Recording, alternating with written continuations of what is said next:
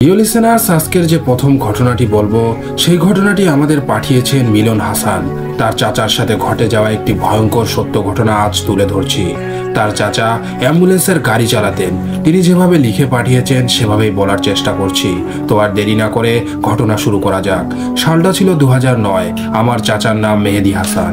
আমার চাচা তখন থাকতেন ময়মনসিংহ জেলার একটি প্রত্যন্ত গ্রামে। আমার চাচার পরিবার ছিল মধ্যবিত্ত।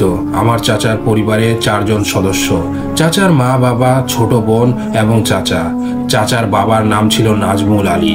তিনি ময়মনসিংহের গ্রামের সবজির দোকান করতেন আর তার মা ছিল গৃহিণী। তার ছোট বোনটি পড়তো পাশের একটি স্কুলে। গ্রামের একটি স্কুল ছোটখাটো এবং আমার চাচা পড়াশোনা ভালো লাগতো না, তাই তিনি ক্লাস 8 পর্যন্ত পড়েছেন।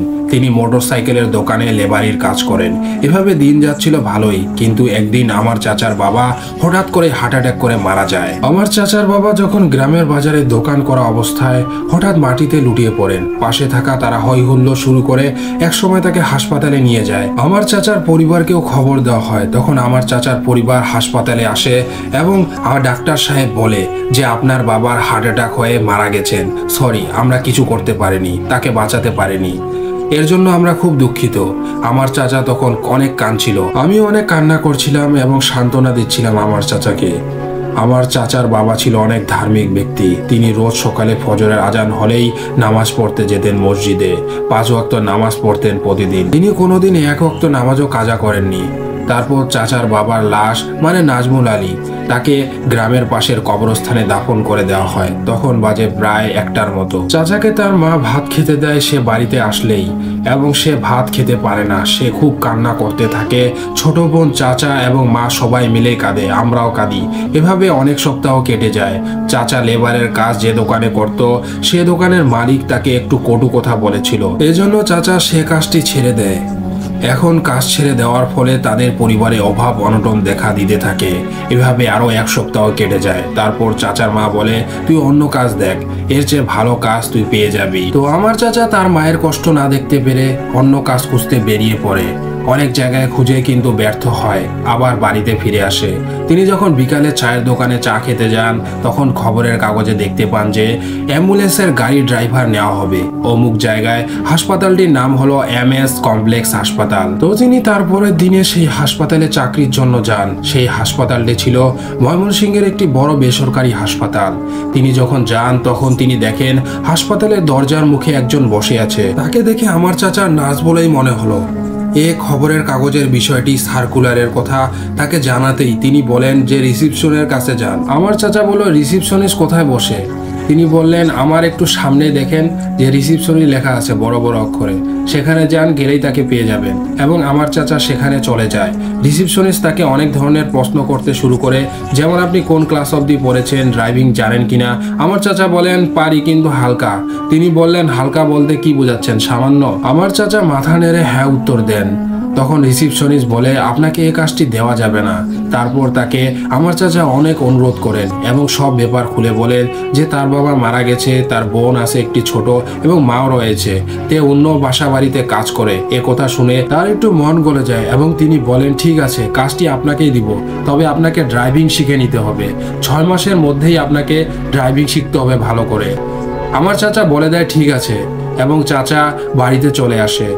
আমার চাচা তার মাকে সবকিছু জানায়। তার মা নিষেধ করে, কি বলেন যে রাত বিরেতে গাড়ি চালাবি, তাও আবার অ্যাম্বুলেন্সের গাড়ি, লাশও নিয়ে যাবি মাঝে মাঝে, তোর যদি কোনো ক্ষতি হয়ে যায়, এই ভেবে তাকে কাজটি করতে মানা করে। কিন্তু আমার চাচা তার মাকে অনেক বুঝিয়ে সুজিয়ে রাজি করে নেয়। এভাবে 6 মাস কেটে যায়। এখন আমার চাচা ভালোই ড্রাইভিং শিখে গেছে এবং শেখার পর চাকরিও পেয়ে গেছে।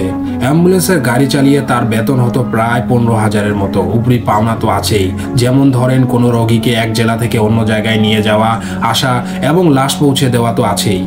এভাবে দিন ভালোই যাচ্ছিল। হাসপাতাল ছিল ময়মনসিংহ শহরের সাইটে, তাই আমার চাচা রোজ সকাল 7টায় বাড়ি থেকে বের হতেন হাসপাতালে যাওয়ার উদ্দেশ্যে। রাত 10টার দিকে বাড়ি ফেরত আসতেন। কখনো 11টা পার হয়নি। তো সেদিন ছিল ঘুটঘুটে অন্ধকার রাত। তখন প্রায় 11টা বেজে গেছে। আমার চাচাকে নাকি আরেকটি কাজ করতে দেওয়া হয়েছিল হাসপাতাল থেকে, নাকি সাভারে গ্রাম সাইডে একটি লাশ পৌঁছে দেওয়ার জন্য।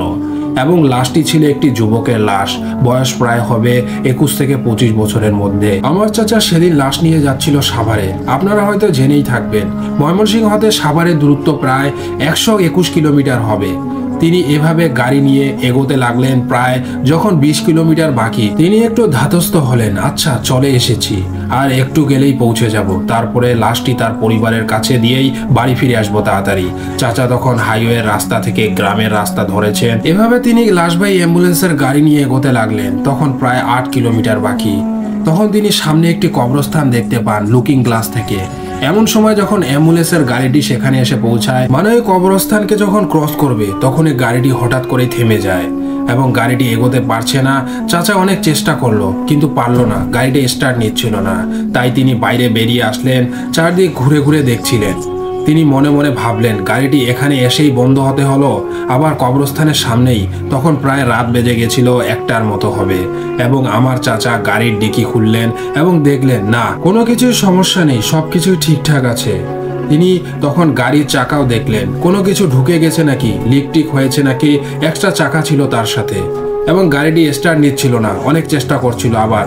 এবং দাঁড়িয়ে ভাবতে লাগলেন। এক সময় এভাবে 2 ঘন্টা কেটে গেল, দাঁড়িয়েই আছেন। কিছুক্ষণ পর দেখলেন চারদিকে কিসের জানি আলোর ভাটার মতো দেখা যাচ্ছে, চোখগুলো জ্বলছে, তার দিকে পানে চেয়ে রয়েছে। পরক্ষণে একটি কালো বিড়াল তার পাশ দিয়ে যাওয়ার সময় মেও করে চিৎকার দিয়ে উঠল, তারপর ঝোপের আড়ালে চলে গেল।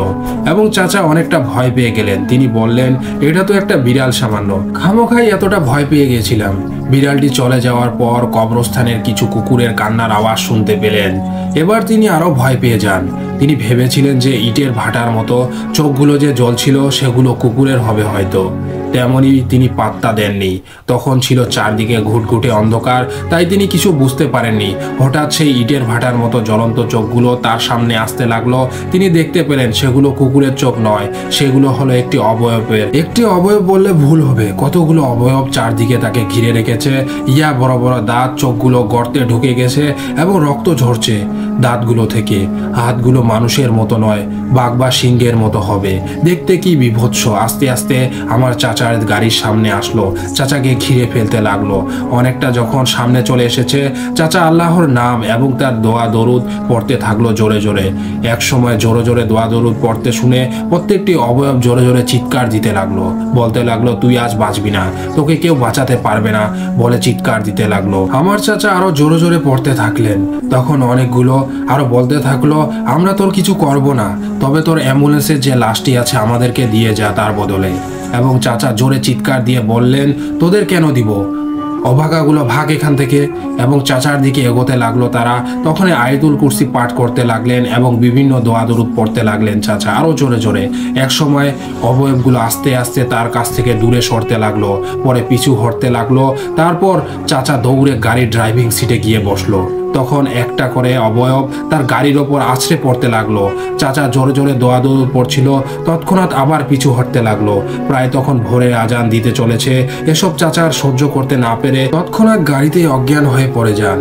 ভোর হলে কিছু মানুষ যখন নামাজ পড়ে ফেরত আসছে, তখন তারা দেখে যে একটি অ্যাম্বুলেন্সের গাড়ি দাঁড়িয়ে আছে কেন, এবং তারা এটি ভাবে এবং সামনে এগিয়ে যায়। দেখে অ্যাম্বুলেন্সের গাড়ির কাঁচগুলো ভাঙা এবং সেখানে একটি লোক বেহুশ হয়ে পড়ে আছে। তাই তারা পানি ছিটিয়ে তার হুঁশ ফেরায় এবং আমার চাচার হুঁশ ফিরে তাদেরকে সব ঘটনা খুলে বলে। এবং তারা বলে, কোথায় কবরস্থান, এখানে তো কোনো কবরস্থান নেই। চাচা অনেকটা অবাক হয়ে যায়, চারদিকে তাকিয়ে দেখে তারা ঠিকই বলছে, কোনো কিছুই নেই। চারদিকে শুধু বড় বড় গাছ আর ফাঁকা রাস্তা, আর কজন মানুষ তার গাড়ির সামনে দাঁড়িয়ে। তিনি অনেকটা অবাক হয়ে যান। লোকগুলোকে তার জ্ঞান ফিরানোর জন্য ধন্যবাদ জানিয়ে সাভারের পরিবারের কাছে লাশটি পৌঁছে দেয়। তিনি আবার ময়মনসিংহের হাসপাতালে ব্যাক করেন। তখন প্রায় 2টা বাজে। এরপর চাচা 1 সপ্তাহ জ্বরে ভোগে। তারপর থেকে তিনি আর কোনোদিন রাতে অ্যাম্বুলেন্সের গাড়ির ড্রাইভারি করেননি। এই ছিল ঘটনা। ভালো লাগলে অন্যকেও পড়ে শোনাবেন। প্রিয় লিসেনার্স, এবার আমরা পরের ঘটনায় চলে যাচ্ছি। এক লোক রাতের অন্ধকারে একা জঙ্গলের পথ ধরে বাড়ি ফিরছিল, হাতে টিম টিম করে জ্বলা হারিকেন। চলতে চলতে হঠাৎ সে লক্ষ্য করলো হারিকেনের আলো পড়ে রাস্তার পাশে কি যেন ঝিলিক দিয়ে উঠল। কৌতূহলী হয়ে লোকটা এগিয়ে গেল সেই দিকে, গিয়ে দেখলো এক তরুণী মেয়ের লাশ পড়ে আছে। সে ভয় পেলেও ঠিক দেখলো মেয়েটির ডান হাতের মধ্যম আঙ্গুলের একটি হীরার আংটি জ্বলজ্বল করছে। একটু ইতস্তত করে সে হারিকেনটা পাশে নামিয়ে রেখে লাশের আঙ্গুল থেকে আংটিটা খোলার চেষ্টা করলো, কিন্তু আঙ্গুল ফুলে ওঠায় কিছুতেই ওটা খুলল না। এবং লোকটা তখন তার পকেট থেকে একটি ছুরি বের করলো। তারপর সেই ছুরি দিয়ে পুচিয়ে পুচিয়ে লাশের আঙ্গুলটা কেটে ফেললো। এবং ঠিক তখনই রাতের নিস্তব্ধতা ভেঙে কাছাকাছি কোথায় যেন শেয়াল ডেকে উঠলো প্রচন্ড জোরে। লোকটা ভয় পেয়ে ওই আঙ্গুল সহ আংটিটি পকেটে পুরে ছোটা শুরু করলো। এক ছুটে বাড়িতে এসে কাউকে কিছু না বলে সে ওই রাতেই চুপে চুপে আঙ্গুল থেকে আংটিটা সরালো। তারপর আংটিটা লুকিয়ে রেখে আঙ্গুলটা পুঁতে ফেললো মাটিতে। এরপর অনেক দিন, প্রায় 10 বছর কেটে গেছে। ওই আংটিটা বেচে ব্যবসা করে লোকটা এখন অনেক টাকার মালিক। লোকটা সেই মেয়েটির কথা প্রায় ভুলে গেছে। এক অমাবস্যার রাতে সে তখন বাড়িতে একা, চারদিক শুনশান নীরবতা। হঠাৎ বাইরের দরজায় কড়া নড়ে উঠলো খট খট করে। সে একটু বিরক্ত নিয়ে গিয়ে দরজা খুললো। দেখলো দরজার সামনে সাদা শাড়ি পরে এক তরুণী দাঁড়িয়ে আছে। মাথায় ঘোমটা দেওয়া থাকলেও তাতে তার রূপ ঢাকা পড়ছে না, এতটুকু। এবং লোকটা গদগদ হয়ে প্রশ্ন করলো, কি ব্যাপার বলে চান? তরুণী কেমন খসখসে গলায় বলল, ভাই আমি অনেক দূর থেকে এসেছি, যাব আপনাদের পাশের গ্রামে, কিন্তু এত রাতে অন্ধকারে পথ হারিয়ে ফেলেছি। এদিকে প্রচন্ড ক্ষুধা পেয়েছে, আমাকে যদি আজ রাতে একটু আশ্রয় দিতেন, একটু খাবার দিতেন। লোকটা যেন এমন সুযোগের অপেক্ষাতেই ছিল। বাড়িতে সে একা, তাও আবার এমন সুন্দরী মেয়ে। সে বলল, আসুন আসুন, কোনো চিন্তা নেই, সব ব্যবস্থা হবে। সে মেয়েটিকে বসতে দিয়ে খাবার নিয়ে এলো। মেয়েটি খাবারের থালা টেনে নিয়ে খাবার মাখাতে লাগলো। লোকটা তখন ভোলাতুর মতো চোখে মেয়েটির দিকে তাকিয়ে আছে। হঠাৎ সে চমকে উঠল, দেখলো মেয়েটি যে হাত দিয়ে খাবার খাচ্ছে এবং মাখাচ্ছে 4টি আঙ্গুল, মধ্যম আঙ্গুলটা যেখানে থাকার কথা সেখান থেকে রক্ত ঝরছে। লোকটির আত্মা কেঁপে উঠল। সে ভয় পাওয়া গলায় জানতে চাইলো, আপনার হাতের আঙ্গুল কি হয়েছে? তখন মেয়েটা সরাসরি লোকটার দিকে তাকিয়ে একটা বিকট হাসি দিল, যা দেখে লোকটা প্রচন্ড ভয় পেয়ে গেল। ভয়ের একটা অদ্ভুত শিরশিরানি তার মেরুদণ্ড বেয়ে গেল এবং মনে হলো মেয়েটা সে কোথাও দেখেছে। তখন মেয়েটা কথা বলে উঠল, আপনি তো জানেন আমার আঙ্গুলের খবর। লোকটা ভয়ে ভয়ে বলল, মানে? মেয়েটা ভয়ঙ্কর একটা হাসি দিয়ে বলল, মনে পড়ে আজ থেকে 10 বছর আগে রাস্তার পাশে একটা মেয়ের লাশ পড়তে থাকতে দেখেছিলেন। আপনি লাশের মূল্যবান অলংকারগুলো নিয়ে সরে পড়েছেন, সাথে লাশটার মধ্যমা আংটির জন্য আঙ্গুলটাও। মনে পড়ে আপনার, এবং আপনি যদি লোকজনকে লাশটার কথা অন্তত বলতেন, তাহলে অন্তত শিয়াল কুকুর একটা মুসলিম অসহায় এবং পরিস্থিতির শিকার মেয়ের লাশ ছিঁড়ে ছিঁড়ে খেত না। আপনি তো আংটির লোভে লাশটার একটা আঙ্গুল পর্যন্ত কেটে ফেলেছেন। এখন আমায় ওই আঙ্গুলটা দিন। মধ্যমা আঙ্গুল না থাকলে কত যে অসুবিধা বলে সেটা বোঝানো যাবে না। তখন এই লোকটা 10 বছর আগে দেখা লাশের চেহারাটার কথা মনে পড়ে গেল। এই মেয়েটার লাশ থেকে ইতো আংটিটা পেয়েছে, এবং তাহলে এখানে এলো কোথেকে? এর কিছু ভাবতেই পারলো না, তার আগে জ্ঞান হারালো। সকালে বাড়ির লোকজন ফিরে এসে অনেক ডাকাডাকি করে দেখলো, যখন কেউ দরজা খুলছে না, তখন দরজা ভেঙে ভাষায় ঢুকে দেখে লোকটার নিস্তেজ দেহ যেন প্রবল আতঙ্কে হা হয়ে আছে। ডাক্তাররা পরীক্ষা করে বলে অতিরিক্ত মানসিক চাপের ফলে স্ট্রোক করে মারা গেছে। আর লোকটা যেখানে ওই আঙ্গুলটি পুঁতে রেখেছিল সেখানে কেউ যেন মাটি খুঁড়ে রেখে গেছে। আসল ঘটনাটা কেউ বুঝতেই পারলো না। এটা যে লোকটার পাপের শাস্তি। এই ছিল ঘটনা। প্রিয় লিসেনার্স, আমাদেরকে এই ঘটনাটি পাঠিয়েছিলেন রায়হান, তাকে অনেক ধন্যবাদ এরকম ঘটনা পাঠানোর জন্য। এবার আমরা পরের ঘটনায় চলে যাচ্ছি। চারদিকে ঘুটঘুটে অন্ধকার, মাঝে মাঝে খানিকটা কৃত্রিম আলোক, ঝিঝি পোকার কৃত্রিম ডাক, আর কোনো সারা শব্দ নেই। এমন একটা পরিবেশে অনেক দূর থেকে শোনা গেল লাইট ক্যামেরা অ্যাকশন কথাটি। আমি যেখানে শুয়ে আছি সেখানে শোয়ানো আছে আমার মতো আরো 3 জন অভিনেতা। আমি সহ মোট অভিনেতা হচ্ছে 4 জন। এই হরর ফিল্মটার শুটিং হচ্ছে FCDC-তে 4 নম্বর ফ্লোরে। আমি নতুন অভিনেতা, এর আগে মাত্র একটা হরর ফিল্মে অভিনয় করেছি মাত্র, তাও একটা লাশের ভূমিকায়, মিনিট খানেকের অভিনয়। আমি কোনো কাজ বা পাচ্ছিলাম না মনের মতো। আমি এর আগের অভিনয়ের জন্য বেশ ভালো একটা রোল পেয়েছিলাম, কিন্তু গোলমাল বাঁধে একদম শেষে গিয়ে আমি ভুল করে লম্বা একটা শর্টের একদম শেষ 3 সেকেন্ডের আগে শ্বাস নিয়ে ফেলি। কেঁপে ওঠার জন্য আমার এই শর্ট বাদ দিয়েছিল আগের ছবির পরিচালক, কারণ এর আগে প্রায় 10 মিনিটের শর্ট নেওয়া হয়ে গিয়েছিল এবং তাতে খরচ হয়ে গিয়েছিল প্রায় 2 লাখ টাকার মতো। তাই আমাকে একদম বাজে মরার পাঠ করতে দেন করুণা করে। এই একটা পাঠের জন্য আমাকে বর্তমান ছবির পরিচালক এর কাছে ধর্ণা দিতে হয়েছিল অনেকবার। হাতে পায়ে ধরে টাকা না নেওয়ার শর্তে আমি রাজি হই এই মোরার ভূমিকায় অভিনয় করতে।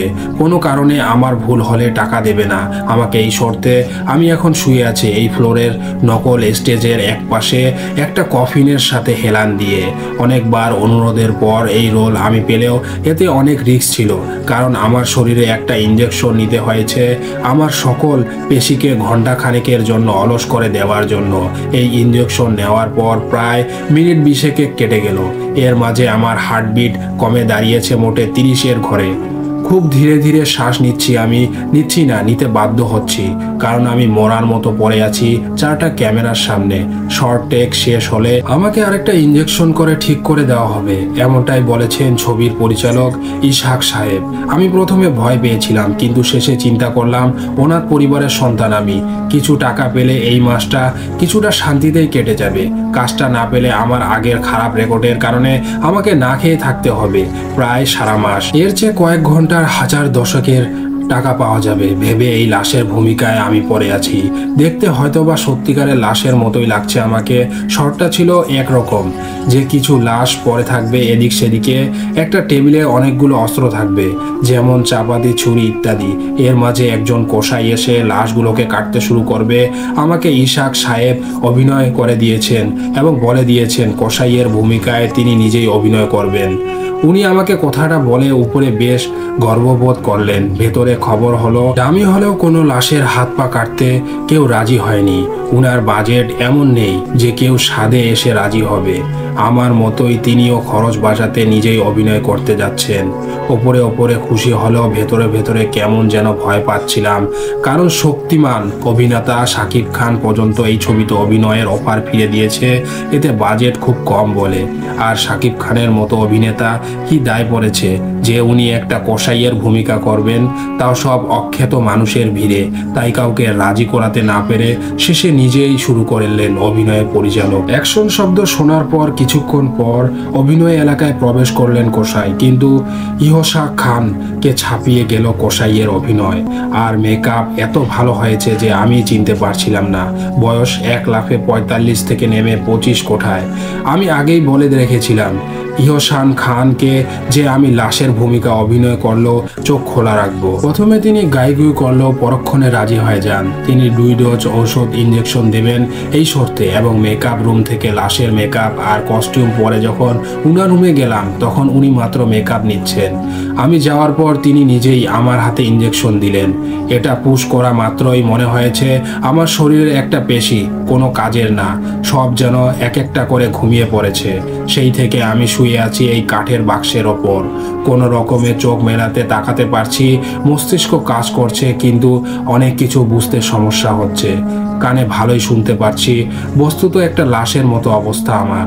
3 জন লোক আমাকে ধরে এইখানে শুয়ে দিয়েছে। এরপর শুরু হয়েছে ক্লান্তিকর অপেক্ষা। ভৌতিক পরিবেশ বেশ ভালোভাবেই জমিয়েছে ইহসান খানের স্টেজ শিল্পীরা। তারপরে ধোয়া ধোয়া অন্ধকার এবং একটা হালকা আলো ছড়িয়ে পড়েছে আমি সহ 3 লাশের ডামির ওপর। আর কোনো আলো ছিল না। আর এখন আরেকটা লালচে আলো এখন ইহসান খানের ওপর। ইহসান খানের পোশাকটাও সেই রকম ভয়ঙ্কর, মনে হচ্ছে কোনো এক ইংরেজি মুভি থেকে উঠে এসেছেন। মৃত্যুপুরীর কসাই, বেশ পরিণত মেকআপ। আমি চিনতে পারছিলাম না ভালো মতো। সেটে এসে নিপুণ অভিনয় শুরু করে দিয়েছেন। একটা টেবিলের ওপর সাজানো ছিল নানা রকম অস্ত্র ও সরঞ্জাম। সেখান থেকে একটা চাপাতি তুলে নিয়ে নিখাত কসাইয়ের মতো ধার পরীক্ষা করলেন চোখ দিয়ে। তারপর টেবিলে রাখা একটা ডামির পায়ের নিচ দিক থেকে কাটতে শুরু করলেন। বাহ, নিপুণ অভিনয় করেছেন, যেন ইহসান খানের জন্ম হয়েছে কসাইয়ের ভূমিকায় অভিনয় করার জন্য। কেটে শুনশান নীরবতা, শুধু কসাইয়ের একটানা কথোপকথন এবং মাংস কাটার শব্দ শোনা যাচ্ছে। এবং টেবিলের ওপর রাখা একটা কাটা পা কেটে 5 টুকরা করলেন কসাই সাহেব, এবং যে হাড় বানিয়েছে তার ঝুড়ি মেলা ভার। আমি 10 হাত দূর থেকে হাড়ের সাদা অংশ আর চুইয়ে পড়া রক্তের মাঝে লালচে মাংস দেখতে পাচ্ছি। আজ থেকে ইহসান সাহেবকে এই নামেই ডাকবো আমি। আমি এই অভিনয় করতে পারতাম না। এইবার কাট না বলে এভাবে একটানা অভিনয় করা সহজ কথা না। এবং বললাম, কিন্তু পারলাম না। চোখের পাতা নবমবারের মতো বন্ধ করে আবার খুললাম আমি, এবং সাথে সাথে ভয়ঙ্করভাবে কসাই আমার দিকে তাকালো। এই প্রথম মনে হলো এই চোখ ইহসান খানের চোখ নয়। আমি ইহসান সাহেবকে ভালোভাবেই চিনি। ইনি ইহসান খান হতেই পারেন না। হয়তো অভিনয়ের আগে উনি আরেকটা অভিনেতা পেয়ে গেছেন, কিংবা অন্য কোনো মানুষ চলে এসেছে সেটে। আমার দিকে খানিকটা তাকিয়ে থপ থপ করে আমার সামনে এসে আমাকে 5 কোলা করে নিয়ে গেল, ফেললো বড় টেবিলের ওপর। তারপর একটা ছুরি দিয়ে আমার গায়ে পরা টি শার্ট ছিঁড়ে ফেললো 2 ভাগ করে। কথা ছিল এরপর একটা ধামা নিয়ে কোপ দেওয়ার আগেই ইহসান সাহেব কাট বলে শট শেষ করবেন। কিন্তু কসাই বাবাজি বোধ হয় ভুলে গেছে আমার টি শার্ট কাটার সময় আস্তে করে ছুরিতে চাপ দেওয়ার কথা। এত জোরে চাপ দিয়েছে ছুরিতে যে আমি নিজেই বুঝতে পারছি ছুরির একটা কোনা লেগেই আমার বুকের কাছটার সৃষ্টি হয়েছে একটা দাগ। আমি বেশ ব্যথা পেলাম, কিন্তু এই সময় কোনোভাবেই শ্বাস নেওয়া যাবে না, তাই মরার মতো পরে রইলাম আমি। টি শার্ট ছিঁড়েই হিংস্র একটা হাসি দিল কসাই। শুনেই বুকের ভেতরটা ধুপ ধুপ করে উঠলো। তারপর একটা ধামা হাতে নিয়ে ভালো মতো ধার পরীক্ষা করে একটা হাসি দিল সে।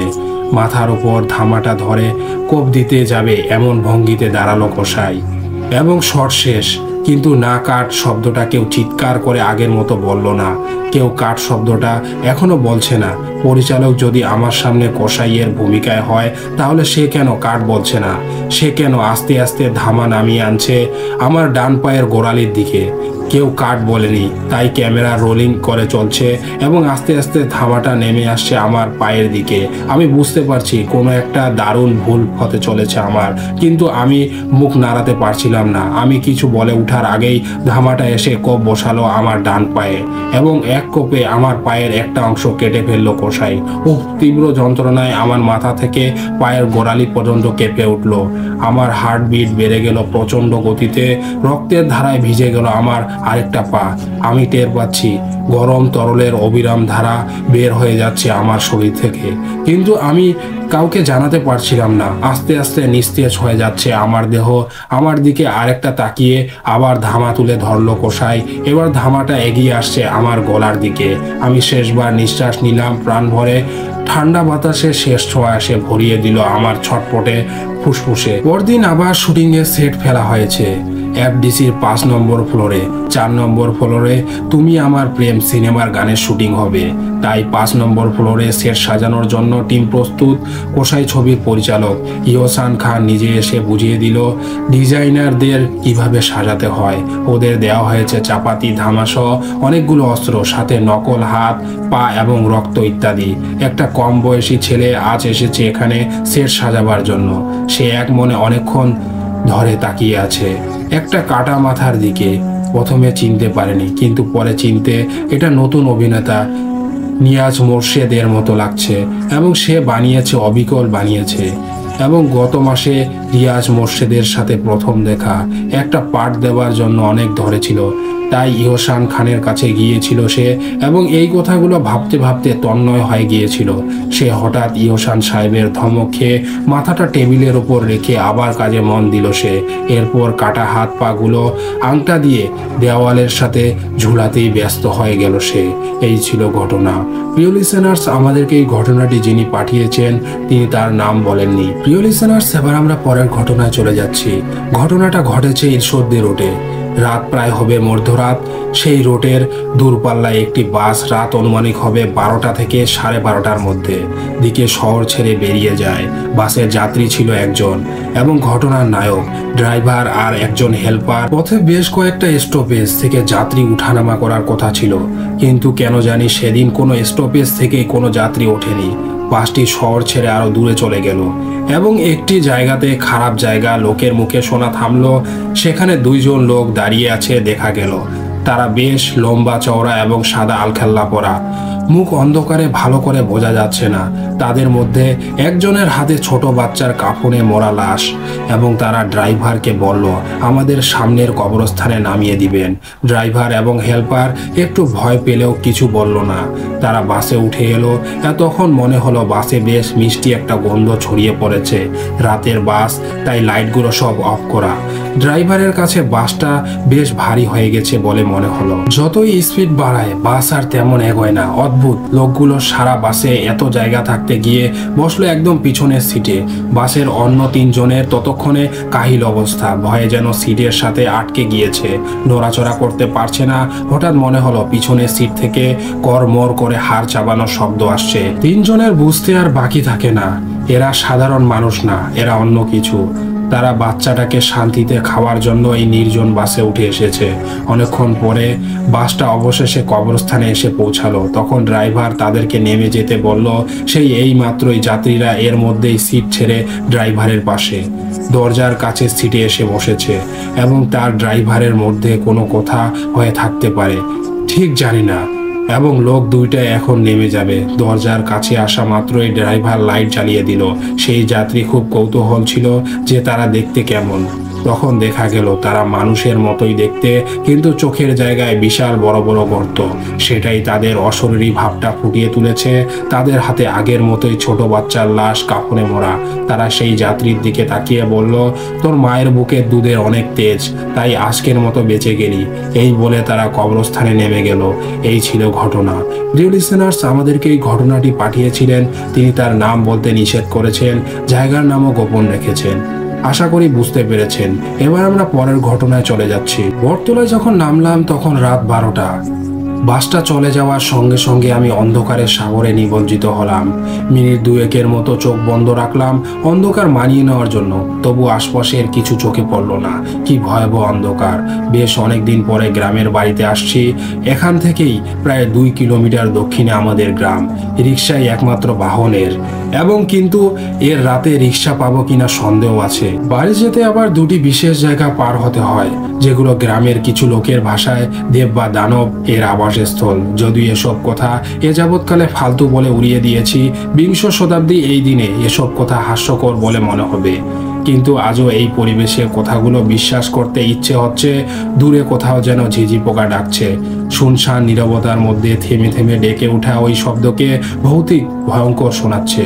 মনে হচ্ছে পৃথিবীতে আর কিছুই অস্তিত্ব নেই। আমি আর ঝিঝি পোকা, সাথে অন্ধকার এতক্ষণে আবছাভাবে সবকিছু চোখে পড়তে শুরু করলো। পাকা রাস্তা থেকে দক্ষিণ দিকে নেমে গেছে আমাদের গ্রামের রাস্তা। আমি রাস্তায় নেমে পড়লাম। ছোট দোকানটি চোখে পড়লো, বন্ধ হয়ে গেছে অনেক আগেই। পাশে যেখানে রিক্সা থাকার কথা সেই জায়গা ফাঁকা। ভয়ে আমার গা ছমছম করছে। এখন কি করি? একটু ইতস্তত করে ধীরে ধীরে সামনে সামনে এগোতে লাগলাম। এভাবে হঠাৎ কিছুক্ষণ যাওয়ার পর ঝলকা আলোয় যেন চোখে পড়ল। সর্বনাশ, ভূতের আগুন নয়তো। মৃদু গুনগুন শব্দ কানে যেতেই ভয়টা কিছুটা কেটে গেল। ভূত আর যাই হোক, গুনগুন করে গান করে না, কোনোদিন করেছে বলে শুনিনি। আমি সাহস করে এগিয়ে যাই। একটা রিক্সা সিটে বসে বিড়ি ফুকোচ্ছে রিক্সাওয়ালা, এবং বিড়ির টানে আলো সৃষ্টি হলো। তাতে তার চেহারা পরিষ্কার দেখতে পেলাম। রোগা পাতলা শরীর, শুকনো মুখ। আশ্চর্য, এবং বিড়ির আলো যে এতটুকু কখনো কল্পনাও করিনি। দিনের আলোয় কখনো বোঝা যায় না, অন্ধকারে এই এতটুকু বিড়ির আলো কত উজ্জ্বল হয়ে জ্বলে। আমাকে দেখে লাফ দিয়ে নেমে দাঁড়ালো সেই রিক্সা থেকে, এবং বিড়িটা ছুঁড়ে ফেলে দিল। বাড়ির যাইবেন, উঠেন। আমি একটু অবাকই হলাম। চেনে নাকি আমাকে? হতে পারে, গ্রামের অনেকের কাছেই আমি পরিচিত। আপনি হারিকেন জ্বালাননি কেন? আমি জিজ্ঞেস করলাম। কমাইতে গিয়ে সইলতা ফিতেটা ভিতরটা পড়ে গেছে, এবং রিক্সাতে কৈফত দিল না রিক্সাওয়ালা। আমি রিক্সায় উঠে বসলাম। অন্ধকারে রিক্সা চালাবেন কিভাবে? রাস্তা দেখবেন কি করে? অসুবিধা নাই, বিলাইয়ের চোখ আমার, অন্ধকারেও সব দেখার পাই। আপনি শক্ত হইয়া বইসা থাকেন। রিক্সা ঘুরাইয়া অদ্ভুত কায়দায় লাফিয়ে বসে উঠে এবং রিক্সা চালাতে শুরু করে। কিছুক্ষণের মধ্যেই দ্রুত চলতে শুরু করে আমাদের রিক্সা। রোগা পটকা টিনটিনে শরীরের যে এত শক্তি, ওকে দেখলে বুঝতেই পারিনি। কিছু সামনে দেও দানবের আবাসস্থল। বিশেষ জায়গা দুটির প্রথমটি উত্তরপাড়া আর দক্ষিণ পাড়ার ঠিক মাঝখানের কালভার্টটি। কালভার্টের দুই পাশে শিমুল গাছ। দুই পাড়ার লোকজনে বুনেছিল। বিশাল আকৃতি নিয়ে দাঁড়িয়ে আছে গাছ দুটি, দেখতে হুবহু এক, এবং তার চারদিকে বিস্তীর্ণ মাঠ এবং ক্ষেত খামার। সবাই বলে নিচ দিয়ে যাওয়ার সময় শিমুল গাছ থেকে ঝাঁপ দিয়ে ঘাড়ের ওপর আশ্রে পড়ে দেও, এবং কিছুক্ষণের মধ্যেই উত্তরপাড়া পার হয়ে গেল রিক্সা। অন্ধকার থেকে আবছা আলো আসতেই বুঝতে উত্তরপাড়ার শেষ বাড়িটি পার হলাম। কিছুক্ষণেই কালভার্ট। আমি চোখ বন্ধ করে বসে রইলাম। সত্যি ভয় পাচ্ছি। মৃদু ঝাঁকি অনুভব হতে বুঝলাম কালভার্ট পার হচ্ছি। একটু করে চোখ মেলাতে তাকাতেই দেখলাম ওপাশে শিমুল গাছটার পাশ কাটিয়ে চলে যাচ্ছি আমরা। মনে একটু সাহস ফিরে এলো। একটা ঝামেলা তো পার হলো। পরবর্তী স্টপ একটু সামনেই। ওখানটা অবশ্য একটু অন্যরকম।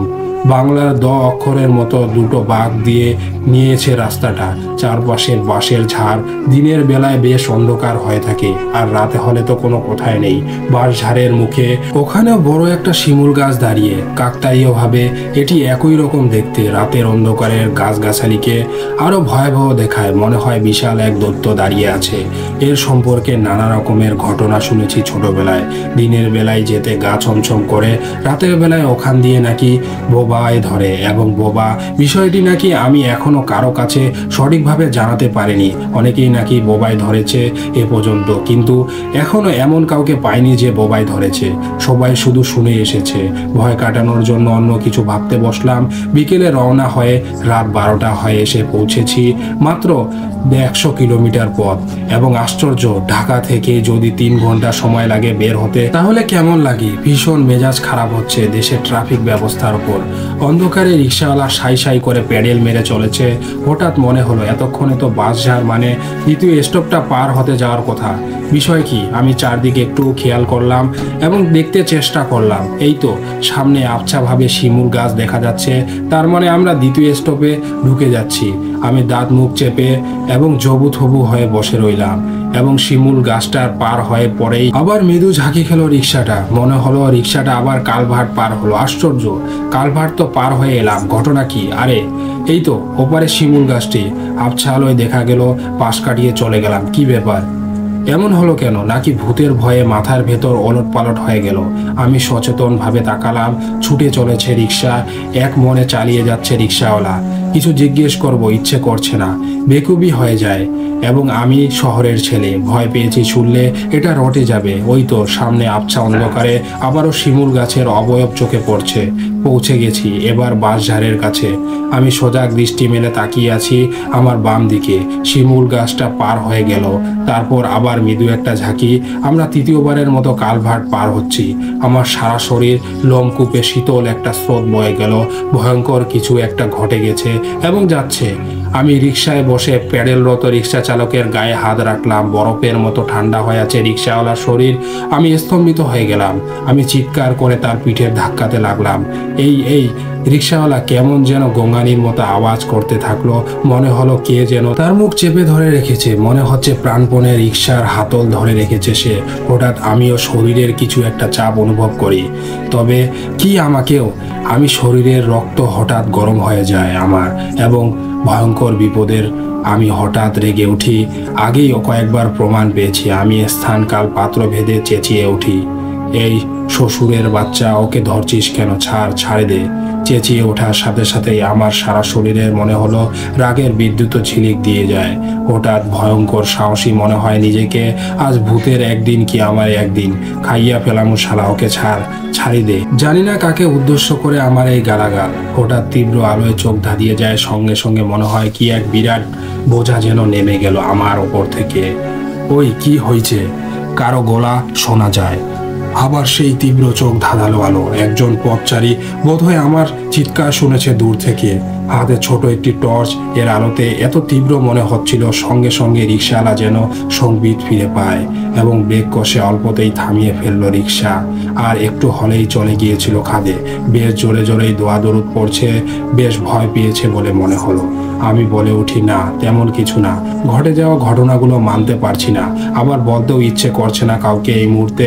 ভাই একটু টর্চটা ধরবেন? আমি পিছনে তাকিয়ে লোকটাকে উদ্দেশ্য করে বলতে থাকি। পিছন থেকে লোকটি টর্চের আলো ফেলে।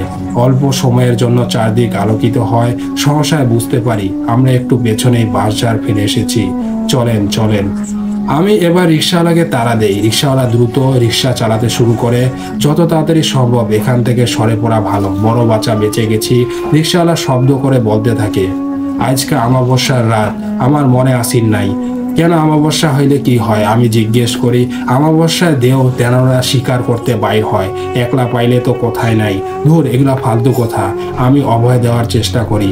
বাড়ি গিয়ে ঘুম দেন, দেখবেন সব ঠিক হয়ে যাবে। মুখে বলল, মনে ভাবি সত্যি বোধ হয় বড় বাচ্চা বেঁচে গেছি। আজকার পর থেকে আর রাইতে রিক্সা চালাবো না, নিজেই নিজেই বলতে থাকে সে। পরদিন একটু বেলা হয়ে ঘুম ভাঙলো। গত রাতের কথা মনে পড়লো। দিনের বেলায় সবকিছু মনে হলো মিথ্যা এবং ধেত খামেখাই ভয় পেয়েছিলাম নিশ্চয়ই। সত্যি কি কালভারটা 3 বার পার হয়েছি? এই কি সম্ভব? দিনের আলোয় অসম্ভব মনে হচ্ছে। ভাবতে ভাবতে বাড়ি ছেড়ে রাস্তার কাছে দাঁড়ালাম। রাতে কাউকে কিছু জানায়নি, খামোখা ভয় দেখিয়ে লাভ আছে। রাস্তার পাঞ্জাবি পরে, টুপি মাথায়। চাচাকে দেখে অবাক হলাম। কি হয়েছে? কোথায় যাচ্ছেন? আর বলো না, গতকাল রাতে এই পাড়ায় মোতালেব মারা গেছে, ওর বাড়িতে যাচ্ছি। কথাটা শোনার পর সাথে সাথে প্রচণ্ড একটা ভয় ঘিরে ধরলো আমাকে। মোতালেব কি রিক্সা চালাতো? আমি ভয়ে ভয়ে জিজ্ঞেস করলাম, আরে না, ও রিক্সা চালাবে কেন? জুয়া খেলা কুল পাইতো না, আবার রিক্সা, তাই নাকি? একটা পাষাণ ভার যেন নেমে গেল আমার মাছ থেকে। বিদেশে আসিল কয়েক বছর, কিছু টাকা পয়সা নিয়ে আসছে, তাই জুয়া খেলা উড়ায় এখন। তা হঠাৎ মরে গেল যে? আমি জিজ্ঞেস করি। আর বলিস না, গতকাল নাকি রাত 12টার দিকে জুয়া খেলা বাড়ি যাইতেছিল, বাস ছোপ তোলা দিয়ে। ভূতে ধরছিল কিনা জানি না, এবং বাড়ি গিয়া জ্ঞান হারাইয়া পইরা যায়, তারপর আর উঠে নাই। কথাটা কানে যেতেই আমার পৃথিবী দুলে উঠল। সেই লোক নয়তো? এবং টর্চের তীব্র আলোয় যে চক্র থেকে আমরা উদ্ধার পেয়েছিলাম গত রাতে, ও কি সেই চক্র মরে পড়ে গেল? দিনের আলোতেই আমি আবার চারদিকে অন্ধকার দেখতে শুরু করলাম। চাচাকে আর কিছু জিজ্ঞেস করার সাহস হলো না। এই ছিল ঘটনা। প্রিয় লিসেনার্স, আমাদেরকে এই ঘটনাটি যিনি পাঠিয়েছিলেন তার নাম হলো রায়হান। তাকে অনেক ধন্যবাদ ভাই। পরপর আপনি 2টি ঘটনা পাঠিয়েছেন, আপনাকে অনেক ধন্যবাদ এরকম ঘটনা পাঠানোর জন্য।